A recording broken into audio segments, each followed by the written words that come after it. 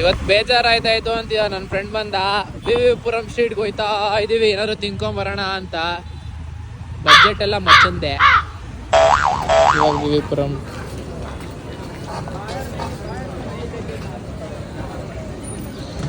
ತುಂಬ ಫುಡ್ಸ್ ಇದ್ವು, ಏನು ತಿನ್ನಬೇಕು ಅಂತ ಗೊತ್ತಾಗಿಲ್ಲ. ಸರಿ ಆಯಿತು ಸ್ಟಾರ್ಟ್ ಮಾಡಿಬಿಡೋಣ ಸ್ವೀಟಿಂದಾನೆ ಅಂತ ಸ್ವೀಟ್ ತಿಂದ್ವಿ. ಫಸ್ಟು ರಸ್ಮಲಾಯಿ, ಆಮೇಲೆ ಮತ್ತೆ ರುಮಾಲಿ ರೋಟಿ ಹಾಕ್ತಾಯಿದ್ರು ಅಣ್ಣ ಸ್ಟೈಲಿಶ್ ಆಗಿ. ಆಯಿತು ಅದೊಂದು ಟೇಸ್ಟ್ ಮಾಡ್ಬಿಡೋಣ ಅಂತ ಮಾಡ್ತಾಯಿದ್ವಿ.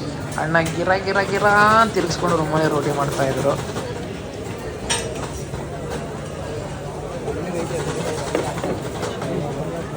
ರುಮಾಲಿ ರೋಟಿ ಬಿಸಿ, ರುಮಾಲಿ ರೋಟಿ ಕರಾರಿ ರೋಟಿ ಸುತ್ತೆ. ತುಂಬ ದಿನ ಆದಮೇಲೆ ಬೆಸ್ಟ್ ಟೇಸ್ಟ್ ಆಫ್ ರುಮಾಲಿ ರೋಟಿ ತಿಂದಿದ್ದು. ನೆಕ್ಸ್ಟ್ ಏನು ತಿನ್ನೋಣ ಅಂದರೆ ಅಲ್ಲೇ ಬಿಸಿ ಬಿಸಿ ಪಡ್ಡು ಹಾಕ್ತಾಯಿದ್ರು ಅಣ್ಣ.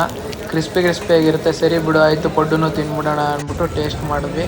ಅವಣ್ಣ ಲೇಟ್ ಮಾಡ್ತಾಯಿದ್ರು ಅಂದ್ಬಿಟ್ಟು ಇಲ್ಲಿ ಪಕ್ಕದಲ್ಲಿ ಕೋಡ್ಬಳೆ ಸಿಕ್ತು, ಅದು ತಿಂದ್ವಿ. ಅದಾದಮೇಲೆ ಅಷ್ಟರಲ್ಲಿ ಪಡ್ಡು ರೆಡಿ ಆಗಿತ್ತು.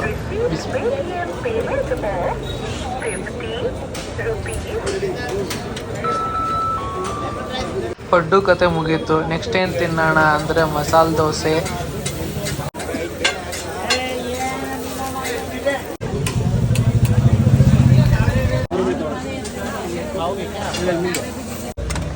ಕೈ ತೊಳೆಯೋಣ ಅಂತ ಸಿಂಕ್ ಹುಡುಕಿದ್ರೆ ಈ ಥರ ಡಿಫ್ರೆಂಟ್ ಸಿಂಕ್ ಸಿಕ್ತು.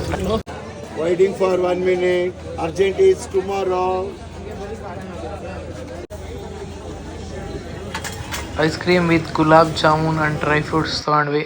ಇದ್ರದ್ದು ಒಂದು ಪ್ರೈಸ್ ಕೇಳಿಬಿಟ್ರೆ ತಲೆ ತಿರುಗಿ ಇಲ್ಲೇ ಬಿದ್ದೋಗ್ಬೇಕು ಅನಿಸುತ್ತೆ, ಅಷ್ಟು ರೇಟ್ ಇದೆ. ಬಟ್ ಟೇಸ್ಟ್ ಮಾತ್ರ ಆಸಮ್ ಆಗಿತ್ತು. ಮಸ್ಟ್ ಟ್ರೈ ಅಂತ ಹೇಳ್ಬೋದು ವಿ ಪುರಮಲ್ಲಿ ಅಟ್ ದ ಎಂಡ್. ತಿಂದಿರೋದೆಲ್ಲ ಡೈಜೆಸ್ಟ್ ಆಗಲಿ ಅಂತ ಲಾಸ್ಟಲ್ಲಿ ಒಂದು ಮಸಾಲ ಸೋಡು ತೊಗೊಂಡು ಮನೆ ಕಡೆಗೆ ಅಂಬೋ ಅಂತ ಹೊಟ್ವಿ. ಇದಾಗಿತ್ತು ಇವತ್ತಿನ vlog. Thanks for watching. Subscribe.